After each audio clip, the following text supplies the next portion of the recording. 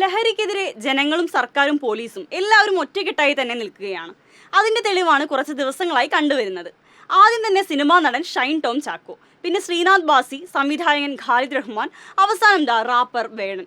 ഖാലിദ് റഹ്മാനിലും വേടനിലും എത്തിയപ്പോഴാണ് പക്ഷേ അതുവരെ ലഹരിക്കെതിരെയുള്ള ജനകീയ കവചമായിരുന്ന ചിലരുടെ നിലപാടിലൊക്കെ ഒരു വ്യത്യാസം.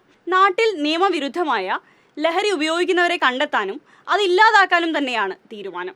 അതിപ്പോ എത്ര പ്രമുഖനായാലും എത്ര കഴിവുള്ളയാളായാലും നിയമവിരുദ്ധമായതും സമൂഹത്തിനെ കാർന്നു തിന്നുന്നതുമായ ഒരു കാര്യത്തിന് കൂട്ടുനിന്നാൽ പിടി വീഴും. സർക്കാർ ലഹരിക്കെതിരെ രംഗത്തിറങ്ങിയപ്പോൾ ഇതൊക്കെ വലിയ കാര്യമാണോ എന്ന് വിചാരിച്ചിരുന്ന മാധ്യമ കില്ലാടികൾ കുറച്ചു ദിവസം കഴിഞ്ഞപ്പോൾ തന്നെ അണഞ്ഞു.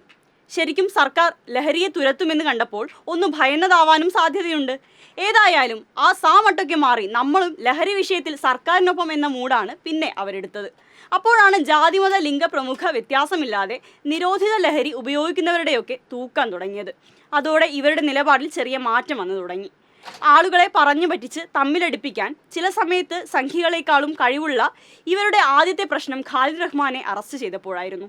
ഒരു സൈഡിൽ സംഘികൾ അയാളൊരു മുസ്ലിം ആയതുകൊണ്ടാണ് ലഹരി ഉപയോഗിച്ചത് എന്നുള്ള സ്ഥിരം വർഗീയ വിഷം ചീറ്റിയപ്പോൾ, എന്നാൽ ഇത്തവണ സർക്കാരിനിട്ട് നമ്മൾ കൊടുക്കാമെന്ന പ്ലാനിൽ ചെറിയ അളവിൽ ലഹരി ഉപയോഗിക്കുന്നവരെ പിടിക്കുന്നു എന്ന വിമർശന മൂടാണ് മാധ്യമങ്ങൾ എടുത്തത്. വേടനിലേക്ക് എത്തിയപ്പോൾ പകൽ മുഴുവൻ വേടന്റെ ഫ്ളാറ്റിലും കാറിന്റെ ഡിക്കിയിലുമായി ലൈവ് കൊടുത്തവർ രാത്രിയായപ്പോൾ ഹാഷ്ടാഗ് വേടനോടൊപ്പം ആയി.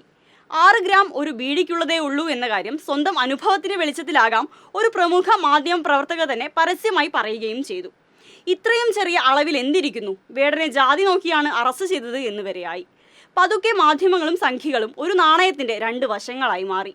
വേടന് പിന്നിൽ അണിനിരക്കുന്ന ഒരു പറ്റം ആളുകളെ സർക്കാരിനെതിരെ തിരിക്കാനുള്ള ശ്രമങ്ങളാണ് ഇവരെ ഒളിഞ്ഞും തെളിഞ്ഞും നടത്തുന്നത്. പിണറായി സർക്കാർ പറഞ്ഞ ബാക്കി കാര്യങ്ങളെ പോലെ തന്നെ ലഹരി വിഷയവും ഗൗരവമായി ഏറ്റെടുക്കുകയാണ് എന്ന് ഉറപ്പായി. ഇതൊരു സാമൂഹിക വിഷയമായതുകൊണ്ട് തന്നെ മറ്റൊരു വഴിയിലും ഈ വിഷയത്തിൽ ജനങ്ങളെ സർക്കാരിനെതിരെ തിരിക്കാൻ കഴിയുകയുമില്ല. അതുകൊണ്ടാണ് ഇത്തരത്തിലുള്ള പ്രശ്നങ്ങൾ ഉന്നയിക്കുന്നത്. ഷൈനും ശ്രീനാഥ് ബാസിയും നല്ല നടന്മാർ തന്നെ, ഖാലിദ് റഹ്മാൻ നല്ല സംവിധായകൻ തന്നെ. കേരളത്തിൽ തന്നെ ഇത്രയും നന്നായി രാഷ്ട്രീയം ചർച്ച ചെയ്യുന്ന വേടനെ പോലെ ഒരു റാപ്പർ ഇല്ലെന്ന് തന്നെ പറയാം. ഇതൊക്കെ ശരിയാണെങ്കിലും ഇവരുപയോഗിച്ചത് നിരോധിത ലഹരി അല്ലാതാകുന്നില്ലല്ലോ.